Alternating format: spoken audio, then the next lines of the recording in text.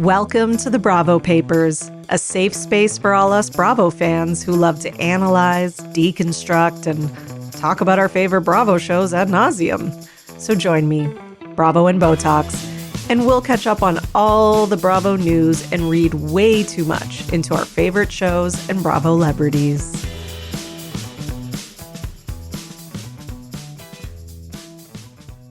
Hello, everyone, and welcome to another episode of the Bravo Papers, Bravo Weekly News. Here to bring you all your Bravo gossip, tea, etc. Whatever else kind of comes under that umbrella. News, all that kind of stuff. Verified, unverified, everything. Okay? I always give warnings when it's unverified. I'm not out here spouting gossip as facts, but, I just like to give you the gossip because we all like the gossip.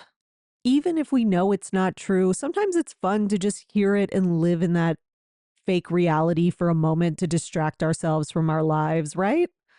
I do that. I mean, listen, that's why Reddit threads exist, A lot of times, like, you go on like the Bravo Reddit or Summer House, just so you can hear, like, here's what I'm hearing, some gossip from whatever, because it just gives you a little something to tide you over until the next season. And I think there's nothing wrong with that. Okay. So there's not a ton of news today. One thing that I do want to say before we get into it is I know there's a lot of you who are thirsty for, and I don't mean that in an insulting way, I mean it in a good way because it's me too, thirsty for Secret Lives of Mormon Wives content. Okay. So I did record an episode with Manny from The Mix with Manny where we talked about mom talk news. We didn't do like a recap of the episodes. There's tons of that out there on many other podcasts.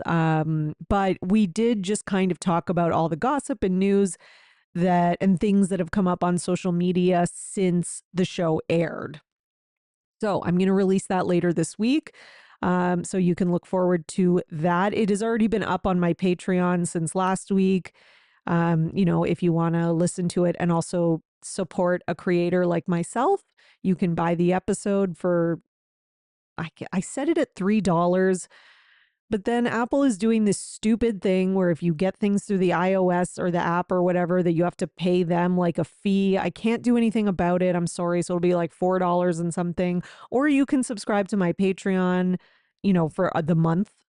You can just do a month and then cancel. It's, $5 a month if you want to just check it out, see if you like it. You're not like, locked in forever or anything. It's patreon.com/Bravo and Botox. Great way to support me and get extra content. All right. So we talked all about it. We had a great time, but I am going to release it to everyone as well later this week. And I do have one additional Secret Lives of Mormon Wives news story that has come up since I recorded with Manny. So I am going to talk about that today, even though I know it's not Bravo news. But you know what? I put timestamps. So if you didn't watch that show and you're not interested, you can always skip that part. I'm actually going to put it at the end, I think. Just, keep all the Bravo stuff first and then do that second. But, when there is big news with that show, I probably am going to work it into the weekly news episodes because I'm just finding that like most of my followers, listeners, people that I'm interacting with, or at least who are commenting, are watching it. So, listen, I mean, I put those roundups up for Secret Lives of Mormon Wives and they are crazy. Like the amount of likes and shares and comments is way more than, any other post I put up. I haven't had action like this since like Scandival. People love this show. So if you haven't watched it, listen, I recommend that you do. If you're not in the US, you can't have Hulu. It's on Disney Plus. Or, I don't know where else you can find it, but it's definitely on Disney Plus and Hulu. Again, it's a good watch. Even if you start it and you're like meh, because I started it and like the first episode I was like meh, but then it just after that first episode, and there's an arrest and a police thing and it gets wild. So yeah, it's worth sticking it out for. Okay, so I do though want to start today by I don't know how to combine this because it's sort of Beverly Hills news, but it's also sort of OC news, but it's also general news. So whatever, we'll just do Beverly Hills and Real Housewives of OC kind of together because here's the reason. So Ronnie and Ben from Watch What Crappens, the very popular Bravo recap podcast, which I'm sure many of you listen to. I'm a big fan of them. I've always been a fan of them. I listen to them every week. I love their recaps. To me, they do recaps the best, and I love them. They're just very funny. They do these imitations. They're great. So they did like a team up, not like a team up, but they went on two teas in a pod or whatever that podcast is called that Teddi and Tamra have. And I guess Teddi reached out to them and asked them to come on. And so one episode is on the Two T's podcast feed and the other one is on the Watch What Crappens feed. So there's two parts to it. Okay. Now, I think some people were like, oh, they're selling out or whatever about the Watch What Crappens guys for going on there. I disagree with that. I think, you get an opportunity to get new listeners. Okay. And I know they already have a huge podcast, but this is their career. This is what they do full time. They don't have other jobs. Like, this is what they do. And they're very good at it. And they deserve to take opportunities and grow. And I listened to it. I thought both episodes were fucking fantastic, hilarious. I thought they stayed true to themselves and their opinions. And apparently they stayed a little too true to their opinions, according to Teddi, because Ms. Teddi Mellencamp cut a part out. So if you listen to it, I guess there's this one part where they ask the guys. So even if you don't listen to Watch What Crappens and you don't know who they are, just follow along with me because this is still a good story. So they go on the podcast and Tamra and Teddi ask Ronnie and Ben, who are your basically favorite housewives and who are your least favorite? And we get the answer from Ben. We get his favorite and his least favorite. We get the favorite from Ronnie, his favorite being Lisa Vanderpump, which I'm sure pissed off Teddi. But then we don't get his least favorite. And it sort of just like jumps to the next thing. And it was a little weird. Like, I have to be honest, I think I was driving when I was listening to this part, or I was doing something else. Maybe I was at work.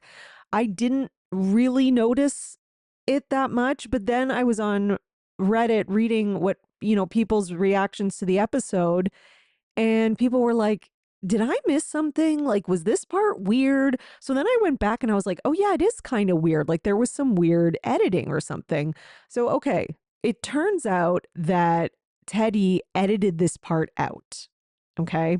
Because Ronnie stayed true to himself and told the truth and said, my least favorite housewife is Kyle Richards, which I feel him so deeply on because, as anyone who listens to my podcast regularly knows, I try to give her the benefit of the doubt just because otherwise I get a lot of angry DMs from Kyle fans, but I'm not a Kyle fan. Okay. I'm just not. I can't help it. It's not because of even her and her sisters. It's everything. Okay. I can list 19,000 reasons why. So I feel him on that. She's not my least favorite of all time, but she's at the bottom of the list. Let's say that.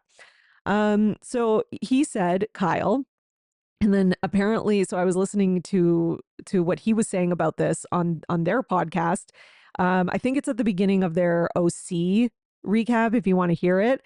And basically he was saying that, he said Kyle, he got into it with Teddi. They got into an argument about it. Tamra kind of stepped in and like, broke it up for lack of a better word. Not that obviously, it's not a physical fight, but broke up the verbal sparring.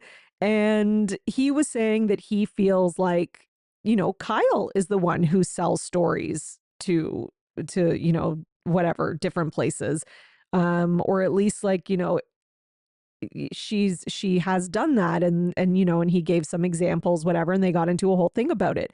And then Teddi fucking cuts it out. I am shook by this because not because I'm shocked that Teddi would do this.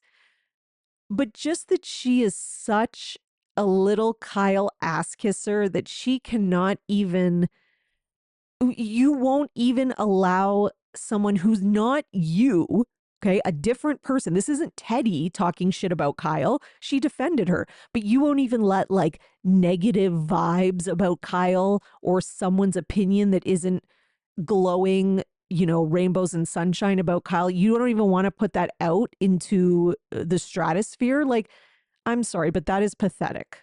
I think that's pathetic. I cannot believe they cut it out. Don't have these guys on your podcast. Like, you reached out to them. And yes, you have the right to like maybe like cut and edit and do whatever you have to do. It's your podcast, fine. But like, really, would Kyle have been that butthurt? Well, I guess she would have. She probably would have, actually, now that I think about it. It's like, what kind of relationship, like, what kind of like codependent yes man relationship does Teddi have with Kyle? Like, it's actually kind of sad, honestly. Like, it's just, or, is it that Ronnie just had really good points and maybe Teddi just couldn't go up against him and she probably tried and failed, but I don't know. Anyways, that is one thing I kind of noticed when I watched the whole episode. Like, listen, Tamra and Teddi, like, I don't think of them as like the dumbest of housewives or anything like that. But, there were a lot of times where they were debating things with Ronnie and Ben where, like, if I'm going to be frank, there was a lot of holes in Tamra and Teddi's arguments and a lot of like logical fallacies and things like that. And I think they didn't really, know what they were getting into maybe. And, as much as like these guys do like a fun podcast and they do imitations, they also, in my opinion, have intelligent, recaps and thoughtful opinions. And yeah, so I just think Tamara and Teddi really shit the bed with this one. I think they should have played it. I think they would have I also think Tamara and Teddi would have gotten a lot more listens. It would have gotten them a lot more publicity and attention. But apparently, Teddi and her little minion Kyle, or vice versa, or whatever, just can't handle it. They can't handle an opinion that's the opposite of theirs, which it's like, why are you in this business? Like, I don't know. Anyways, I just needed to share that with you all. Anyways, not that I needed like another reason to dislike Teddi and Tamra, but they still gave me one. Just when I think they can't get worse, they get worse. Now, the other thing that Tamra kind of mentioned in passing that is now like making its rounds on social media, because I think she talks about it in more detail on a newer episode, or maybe it's from the same episode, is she made a claim that a lot of the hate against her on social media is from bots, and that someone is buying and paying bots to hate on her. And she's saying that on her new, I just saw the clip today, and she goes as far as saying 50% of the hate out there is from bots. I don't think so, Tamra. Listen, as the kind of like tweet collector, okay, I'm not everywhere, obviously. Well, I'm pretty everywhere, but when it comes to like reading comments and stuff, because that's kind of like what I do with the tweets, and I'm also looking at the Instagram and the Reddit, whatever. It's not true. I just really don't think it is, because I am collecting the tweets, and I'm going to be honest, 90% of the OC tweets every week are like Tamra hate, but they're from accounts that I follow that are real accounts that I use for tweets for every show. And they sometimes have like up and down opinions. A lot of them are like, I can't stand Tamra, but I don't want her fired. Like, they have more reasonable opinions. They're not just like psycho, whatever. Now, I don't know. I don't know. Is Tamra getting like some crazy repetitive hate messages? I have no idea in her inbox. I don't know. But I'm like, Tamra, the audience is not on your side. They're not on your side. They don't like you. It's not bots. You are the problem, Tamra. You are the problem. I don't know how else to say it. Okay. Okay. So, other OC news. Alexis has made this like statement on social media, and it's been floating around everywhere. So, let me read it. So first she puts like a picture of herself and she's doing kind of like a watered down kind of duck face, like not like a full duck face, but close. And her hair is all like wispy and flipped over. And she's got Kelly Clarkson's Stronger playing as the song on the Instagram post. I'm just like setting up the vibe here. And this is what she says: I just want to let everyone know that what you're seeing in my career is not real.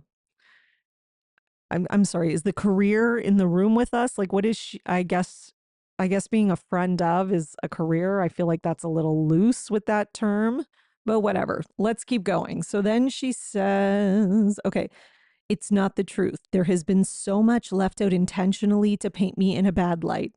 It's okay. I'll take one for the team and get ratings for this business, but I will live in truth and I will bring the truth. Whether I have to do it here on my Instagram page or if this career I choose decides to bring the truth out. Again, with the career thing, it's like Shannon Bedore can call this a career. She's been on the show for 10 years and she's got at least a few more left in her, you know? Teresa Giudice, Kyle Richards, those people could call this a career.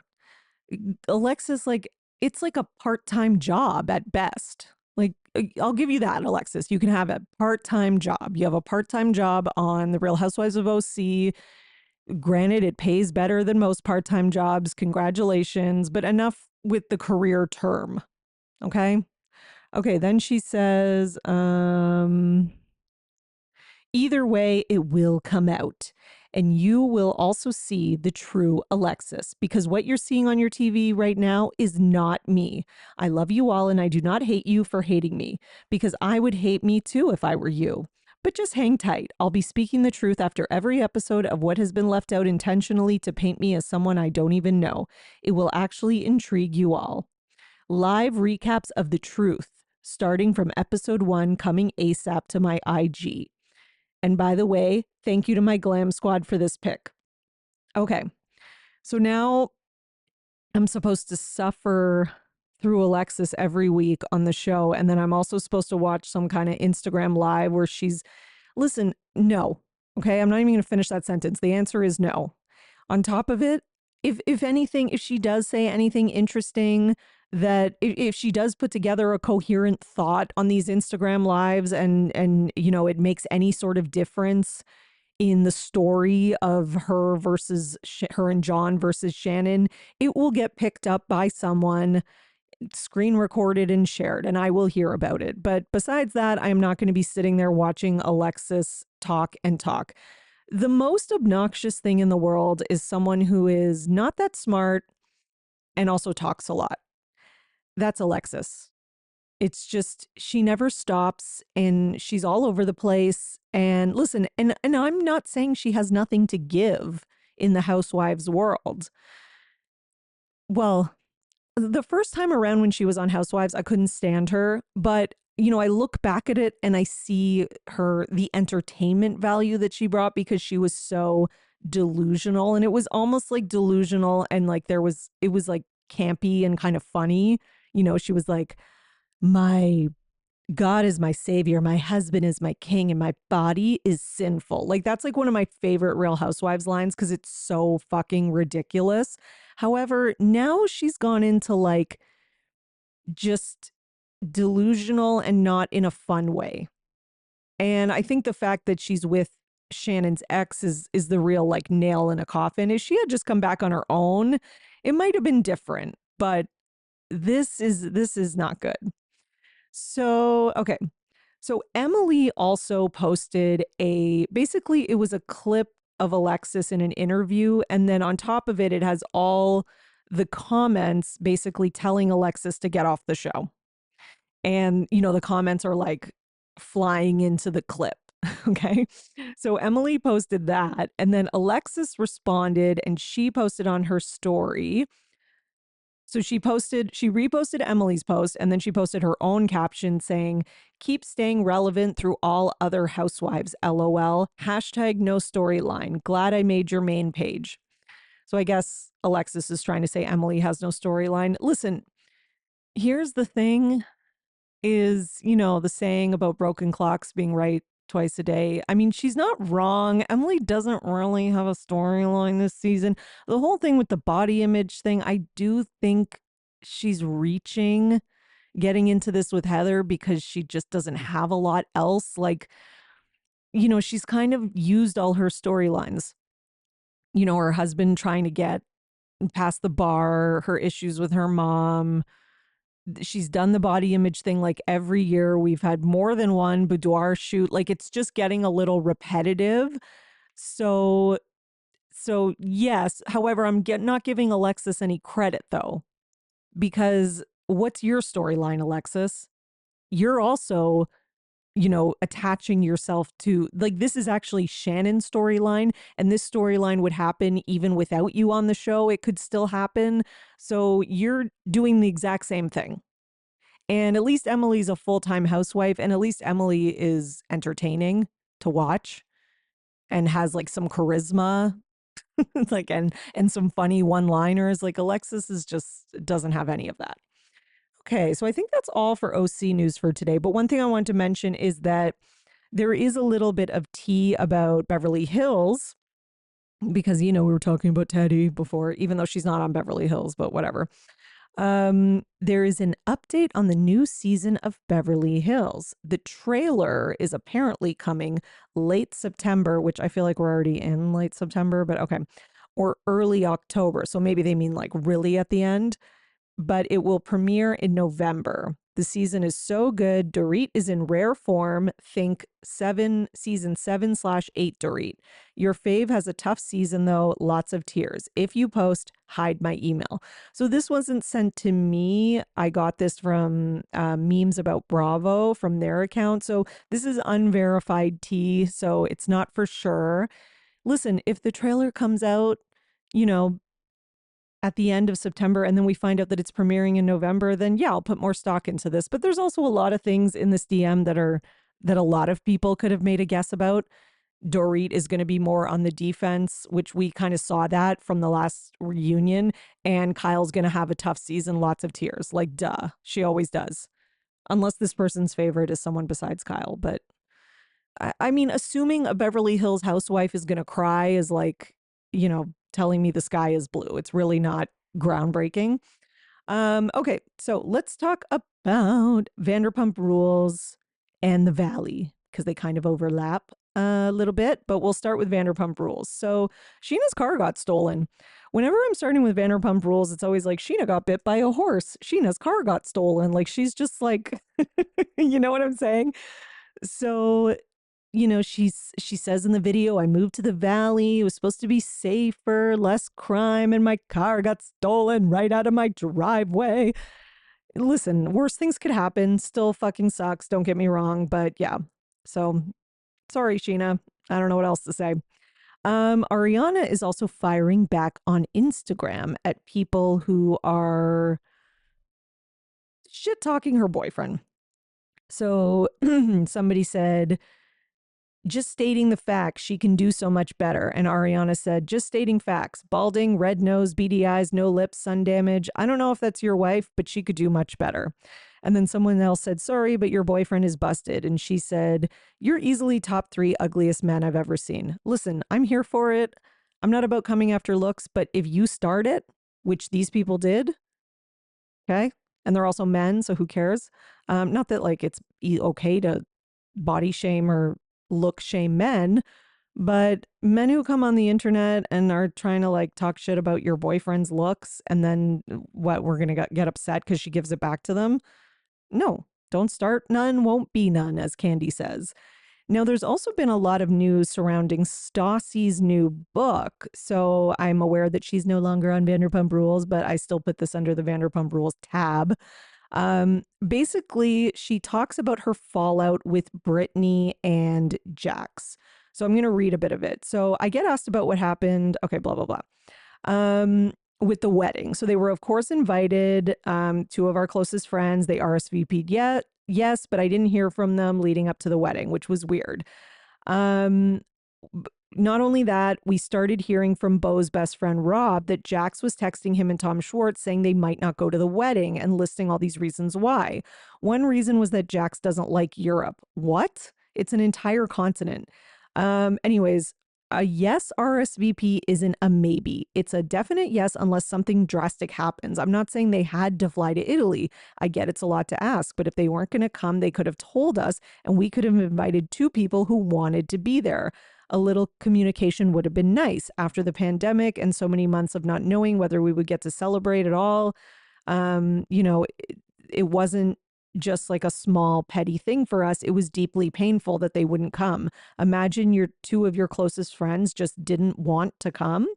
2 weeks before the wedding, we told them we'd heard that they weren't coming and said it was hurtful to hear it from other people. Jax denied everything at first. When I told him we had texts from him saying they weren't coming, he was like, okay, you're right. But he still said they were coming. She writes that in caps.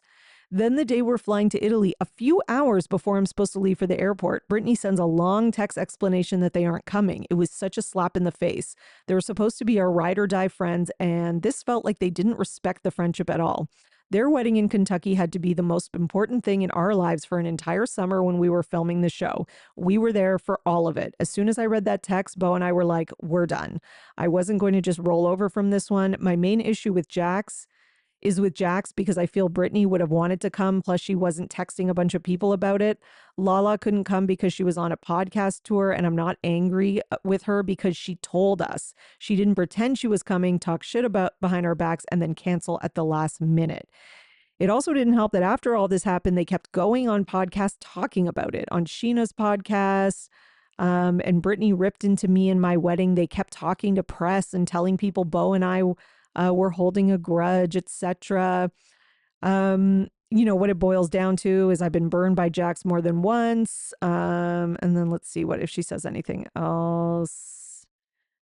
That's pretty much it. Oh, wait, at the end. I want to surround myself with people I can count on. Brittany and I are cordial when we see each other at the occasional birthday party.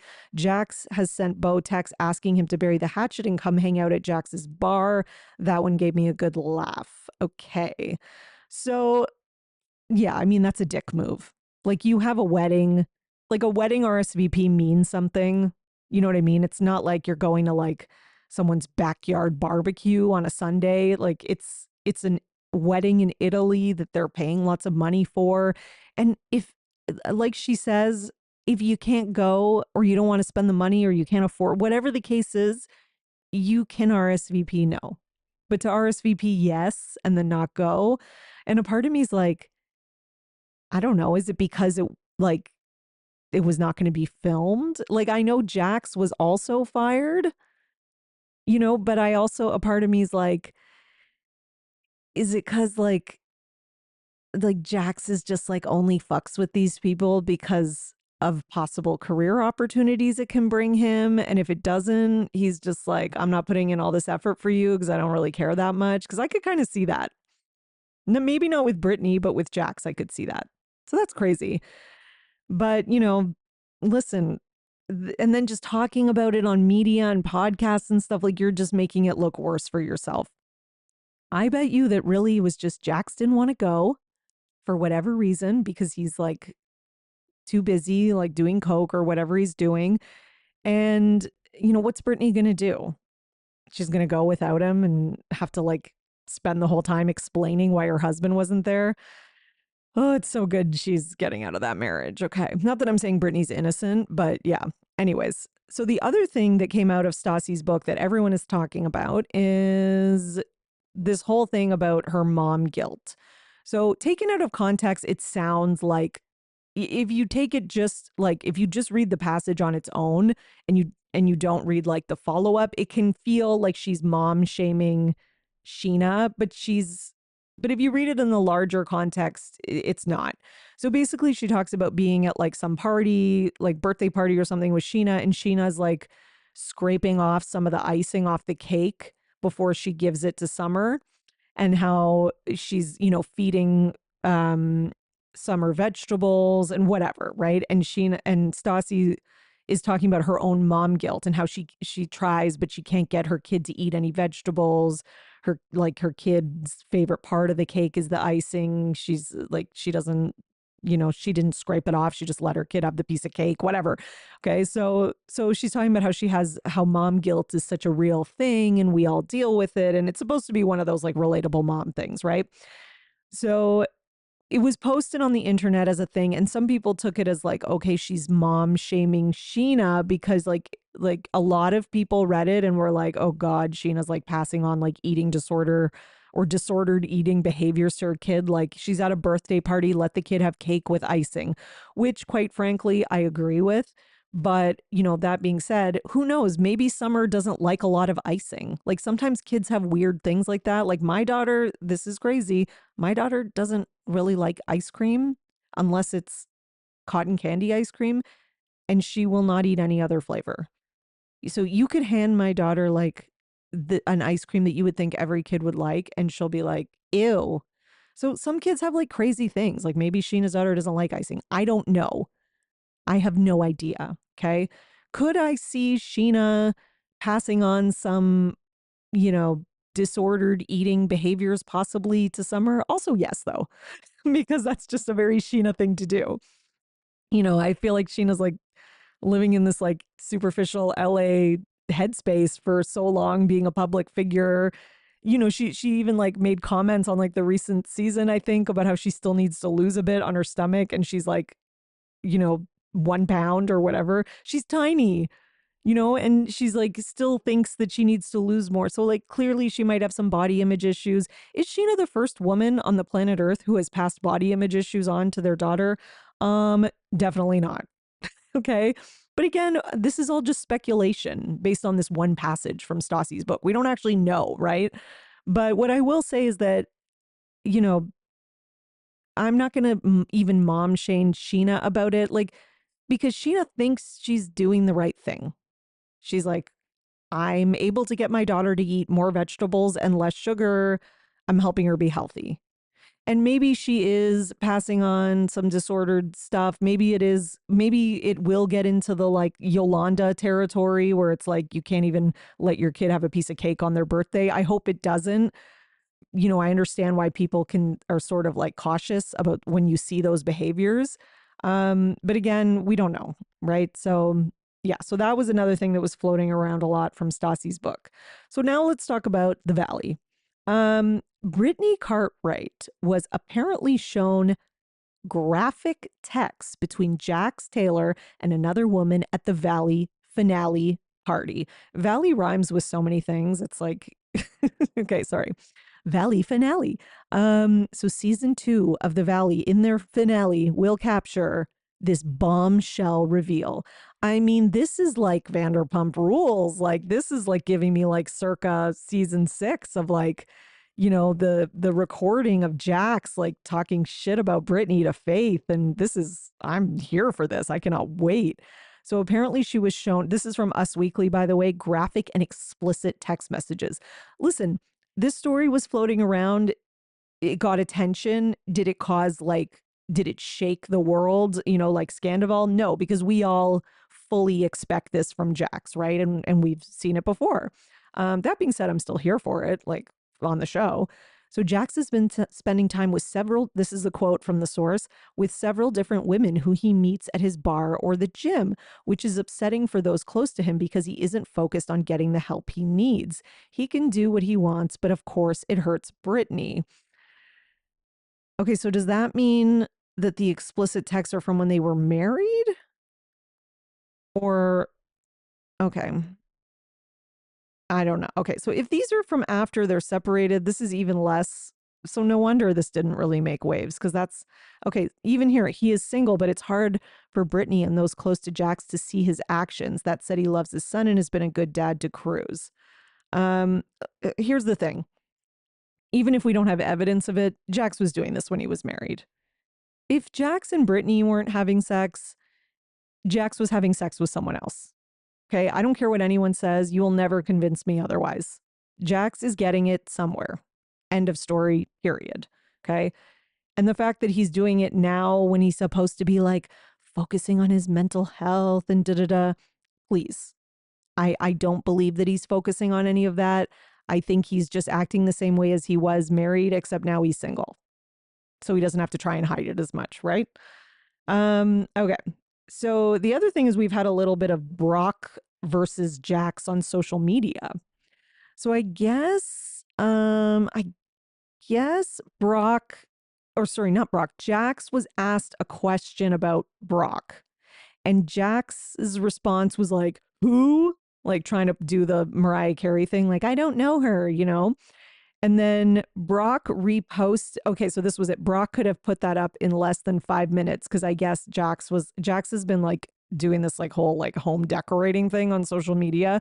He's like got a new place. He's like, okay, I'm gonna hang this painting here. Like, and he's like in my home decorating era. Like it's really cringe. But anyways, you can go see it on his Instagram if you're not blocked by him. Shockingly, I'm not. But anyways, he he responded to that person's text or that person's comment on his Instagram post being like, who? Okay, so then Brock reposted it to his story and said, considering you have me blocked, it means you know my name. But a refresher for you, I'm the guy that helped drop off your kid at school while you were in rehab, buddy. And I use the term rehab very loosely. Okay. Here's the thing, Brock. You remember those kids in Australia? Like, listen, I I'm anti-Jax. Okay? I agree with Brock. I gotcha. Right? Jax sucks. We all know that. And, you know, the rehab thing, none of us are sure where he was or what exactly it was, whatever, right?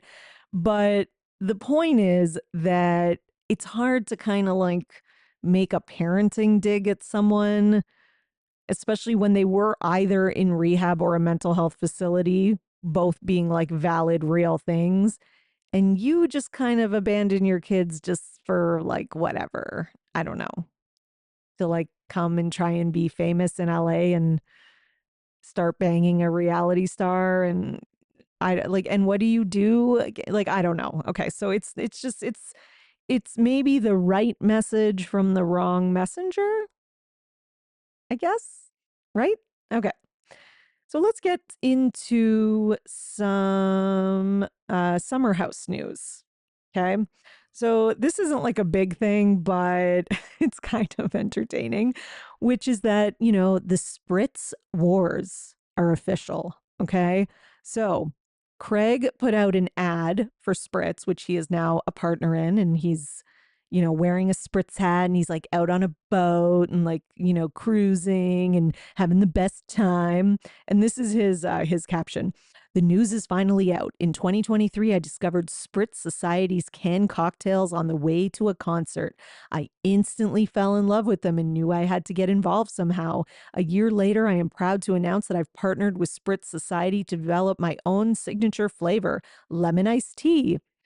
Very creative. Every sip tastes like home to me, and I can't wait to share it with you. And then Andy Cohen commented, and he goes, not since Coke versus Pepsi have we seen a Spritz war like this. So then we get a Loverboy ad, you know, like a day or a couple days later, and it's an ad featuring Kyle and Amanda. I have to be honest, it's a pretty good ad. It's kind of funny and it's like quirky and yeah, like it's actually good. Amanda's acting is not great, but whatever. Kyle's acting is actually really good in the ad. So theirs is for their non-alcoholic like spritz or whatever, and it's just funny that it came out soon after and Andy posted that. I'm really looking forward to this on the next season. I love this kind of petty thing. I want to hear everyone's perspective about the Spritz war. I want to see what kind of shit Paige is going to talk. I want it all. Okay. Cannot wait for that. Okay, let's go to Salt Lake City news because Salt Lake City premiered, great premiere, and with the premiere has come a lot of drama online. Let's start with Monica. So, a couple of things we found out basically on like the night of the premiere or the day of or the day before. So, you know, she's jumping on the Salt Lake City, you know, press, everyone talking about Salt Lake City, and perfect time for her to announce that she's going to be the voice of the house on this season of House of Villains, which has premiered. So yeah, so I guess, she's working. That's good. And then Monica, listen, I'm okay without Monica being on this season, but I also would have been happy for her to come back too. But I don't think it's like the biggest blow to the show. And I think the premiere kind of proved that. Now, it's too early to say for sure because I need to see the whole season, but I think these ladies can do it. Okay, so then let me see so somebody, I don't know what the original post was, but Lisa Barlow said something. Um, I think I thought it was in reaction to Angie, but now I'm like, wait, was it in reaction to Monica? So Lisa Barlow said, oh, hey, bench warmer bitch. I don't think you get what's going on. Go trip on a scroll or something. So I thought that was in reaction to Angie, which I think it is because Angie had that whole scroll thing, right? And then Monica reposted that and wrote, when they cost you your job, but use your lines. So yeah, Lisa was talking to Angie. And then Monica also wrote, again, you're welcome, baby wrinkles. So I guess, this was like the premiere day of SLC. And Monica was clearly butthurt. She's clearly pissed that she's not on this season. She's not over it, etc. And then they had like there was a whole like video posted that had that scene where Whitney's like defending herself against the whole group, like the end of the premiere episode, which I'm sure if you've watched, you know what I'm talking about. And then Monica also reposted that video and wrote, fuming. This is exactly why they didn't want my ass there. Wouldn't have happened on my watch, and they know that. They stay weak, only wanting unworthy opponents around them so they feel tall, toe to toe every damn time. So I guess Monica's trying to say that if she was on this season, she would have been team Whitney and she would have defended Whitney, or this just wouldn't have happened because they wouldn't have been like strong or comfortable enough to do like a whole group Whitney takedown. Because yeah, Whitney did seem to like be the most forgiving of Monica, like in the finale last year, not the finale, but the reunion last year. And since the reunion, she's the only one who I think has like reached out or even was like, okay, we could maybe mend things. You know what I mean? And obviously that's what Heather's going to be all pissy about this season. But listen, at the end of the day, Monica's not wrong about why they want her. I don't think it was just to take down Whitney, but I do think they kind of there is a little bit of this like gang mentality between like the OGs and the like, don't try, it's sort of like, don't try to take us down. Don't try to come for us. And if you do, even though we have our own shit between each other, we will come for you and get you kicked off. Right. And even though Whitney is part of the OG group, I think they look at her as like, oh, you're betraying. It's like it's like Whitney's like in the mob and she's like talking to the FBI. Right. So, yeah. So the other things going on social media is, and I mean, Lisa Barlow did use Monica's line, to be fair. But anyways, so Lisa, I guess, posted that comment about the scroll. So, oh, hey, bench warmer bitch. I don't think you get what's going on. Go trip on a scroll or something. And then there's been a bunch of like back and forth between all of them because of that. Meredith was like, the only scroll I read is the Torah. And then the video she posted is Angie like doing that like choreographed dance with Jen Shaw and her whole crew. And then Lisa responded, Mazel Tov. It's just these girls are. And then Angie reposted Meredith's tweet where she said the only scroll I read is the Torah, and it has the video that Angie. Remember when Angie did that video to like they did like the WAP dance? It was like her, Jen Shaw, and a bunch of like Jen Shaw's minions. So Angie reposted that and wrote, true. I was real friends with Jen until I learned she'd scam the elderly out of money. Unlike you, who followed her all the way to prison for airtime. Mazel tov to baby gorgeous. Glad to see your spirits are up considering all your recent legal and repo troubles. Kissy face. Wow. Okay. Angie's got good job, Angie. Wow, that was a good comeback. And then Lisa Barlow said, remember how you charge Jen for a party. Remember how you charged Jen for a party you offered to throw? I'm surprised you could get all of this out there without tripping all over that lip filler. Pay your employees that $9 an hour. Pay your employees that $9 an hour just isn't cutting it. God, these girls need to proofread before you tweet, ladies. And then Angie responds and says, my lips are as full as my life. Thanks to my doctor, who I pay with my own Amex card, not a Park City mystery man's. Unlike Lisa's G-Wagon, my lips can't get repoed. I'm not your bestie in prison, so I'm not interested in a gangbang, but it's cute you two had to team up. Night. Wow. I mean, God, Angie is just owning them. Like, no matter whose side you're on, Angie is owning them with these comebacks. So yeah, they've been fighting online. Now, Meredith also in an interview said that she thinks Whitney Rose has the most trouble this season telling the truth. So clearly the ladies are they are laser focused on Whitney. Whitney also in an interview with ET said that she thinks that Meredith has information about all the women stored on her phone. So I don't know if that's going to come up maybe later this season. I'm going to assume that it will. Now there's also from Housewives Nightcap, a little video kind of floating around from the premiere with, Lisa fighting with Whitney at that dinner, etc. And Lisa commented on it and said, it's not just the clip of that. It's like an interview with Whitney where she talks about in it, she says Lisa's a villain, she's definitely an actor because on the show she's very fake and she's playing a role and all this kind of stuff. And then Lisa responded to that and it said, obsessed with me. We all know Whitney practiced this a million times in her bathroom mirror. I love Wendy's and Diet Coke and they love me back. And then Lisa said, she said PhD in Lisa Barlow. So I guess at one point in the interview, Whitney says, she's, I don't know anything about her except that she loves Diet Coke and apparently works at Wendy's now. Right. So Lisa's okay, she rehearsed that in the mirror and I love Wendy's or whatever. Right. That was her comeback. So yeah, these girls they are fighting. They are fighting on social media. They do a lot on Twitter. There's not a lot of Housewives casts that are super active as a whole cast on Twitter. It's really just, who is it? It's really Salt Lake City and Dubai, where you have almost the whole cast being active. You have other shows where you get a couple people on Twitter here and there, Beverly Hills Garcelle's fairly active, but Dorit and Kyle, they're now, and Erica, they're not really on it.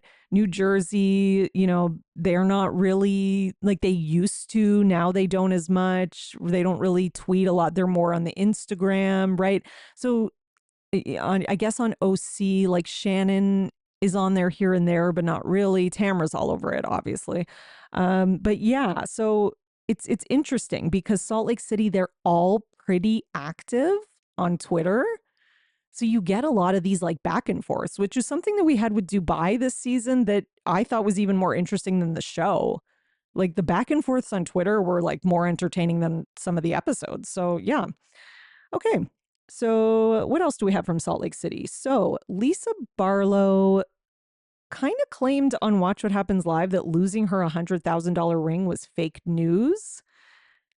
I don't know. So this whole thing is weird. So Face Reality 16 on Instagram, shout out Face Reality 16, posted a bunch of receipts about this. So I'm going to read their caption. It's been found is very different than it fell off my finger, but I caught it. She got a fancy new ring from Molly Sims out of it, though, so good for her. I wonder who the source to page 6 was. Okay, so page 6 says this. Okay, this was the original thing. So page 6 says, a party goer told page 6 that the reality star was dancing behind the party's DJ booth when the ring flew from her hand, and she went to join Hudson in the VIP area. Having this be her first New York Fashion Week, it didn't start with a sparkling start. She was certainly sad. Lisa's always cold, so her rings are always falling off, the source added. The club, of course, was so dark and it was so dark and pumping, that it was impossible to find. And doing a deep dive search for the ring was out of the question because the nightclub was jam-packed. Okay, so Barlow had to head back to her hotel without her precious ring. Okay, then, hang on, next. Okay, then we have Lisa. We have some comments from Lisa, and this was after this happened, where Lisa says, "Oh my gosh, so funny. I found it, thank goodness, and the show and party were worth it." And then somebody says, "Was this pic taken before you lost that ring or after?" And then Lisa responded, "It's been found." Okay. So it's just kind of confusing, right? And then on Watch What Happens Live, she kind of says like, it fell off my finger, but I caught it. Okay, so which one is it? Like, was this like she just wanted a headline? That's what it's giving. It's giving like she just maybe wanted a headline, and this is kind of like, oh my God, she lost another ring. Or, because I don't understand, like, what are we accusing her of here? Like, of pretending to lose a ring that she didn't really lose so she could get a new one? But then that doesn't make sense because then she says that she found it. So I don't know. To me, this is like a PR thing gone wrong, where people couldn't get their story straight. And this is what happens when you try to lie too much. You get caught in your own lies, right? So, yeah. Okay. Now, the last thing I have to talk about with Salt Lake City is that the White House, yes, the official White House, posted receipts, proof, timeline, screenshots, and then posted the Biden Harris record and a link to it for everyone to, go read their record of everything they've done, etc. I mean, listen, am I happy that Housewives is, gotten into the cultural mindset and that people are using this and that, it's putting Salt Lake City and Bravo on the map even more and all this kind. Yes, of course. Love it. Like, we all get excited. When Scandival was in, like, the New York Times or CNN, we were all like, oh my God, it's cool. But it's also like, this is kind of played out. Can we stop? The receipts, proof, time. Like, listen, I love it as much as anyone else did the original time, but we're going to beat it to death. It's like when you listen to a song too many times and you forget why you liked it and then you're sick of it and you don't want to listen to it anymore. We're in that territory. Okay. We're really in that territory. All right. So let's end off as promised with Secret Lives of Mormon Wives. So Dakota and Taylor may have broken up, but we don't know for sure. But we're just kind of speculating. But okay. Basically, Dakota posted this story the other day. It was an Instagram story, and she wrote, it's a picture of herself sleeping with her baby on top of her. It's like, she's took a selfie of the two of them like cuddling. And it says, "Here's to a new chapter of my life. I think I'll be the most challenging yet most rewarding." So obviously she means I think it'll be the most challenging yet most rewarding. Okay. So I posted that to my story and I was like, okay, does this mean that they broke up? Or is she talking about like raising a kid, being not married, and then also having her kids from her divorce? Like, I don't know. It could be a lot of things. But then I'm like, okay, but if she's with Dakota and he's like the other full-time parent and they live together, that was like the last thing that we knew of, it's like, okay, what does she mean? Or did something new happen? Like, it had everyone speculating. So now this TikTok creator at Emily C. Schwartz says that she has a source who she cannot reveal, and it is confirmed that Taylor and Dakota have broken up. So to me, that's not confirmed. Okay. Until we have like an official kind of news outlet, etc., or Taylor herself or Dakota say, yes, we are broken up. Until then, this is just gossip and speculation. I'm not saying like maybe this girl from TikTok, maybe she does have reliable sources. Maybe she does know someone who's like good friends with them, lives down the street, knows that he saw him move out. I don't fucking know. That could be true, but it also could not be true. It also could just be somebody trying to get more views on TikTok and more engagement, and who saw Taylor's Instagram story like I did and started to speculate. It could be that too. So we take it with a grain of salt. Okay, we don't know for sure. Would I be surprised? No. Clearly, those two were fighting nonstop. It was toxic. I kind of hope they did break up. I think that's what's better for her and him and the baby.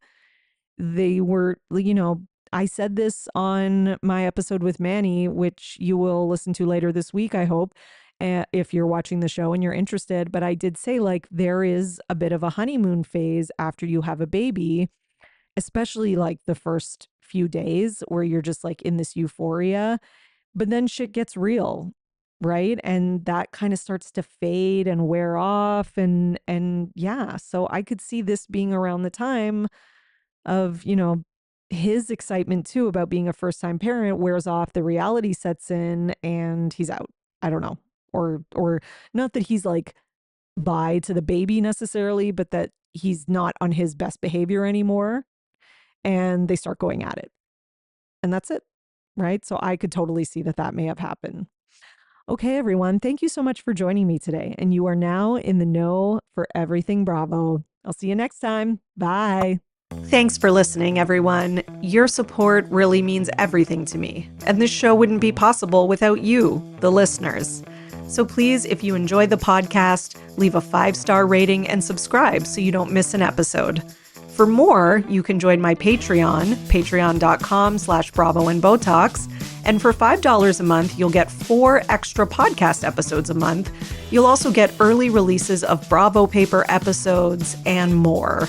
Please also subscribe to my YouTube channel at The Bravo Papers and follow me on Twitter, Instagram, at Bravo and Botox and at The Bravo Papers. If you'd like to buy me a coffee, you can at buymeacoffee.com/Bravo and Botox. Send your love through some much needed caffeine. And any guest that was on today's episode will be in the show notes, all their social media and contact information. So thank you so much, everyone. Keep overanalyzing Bravo.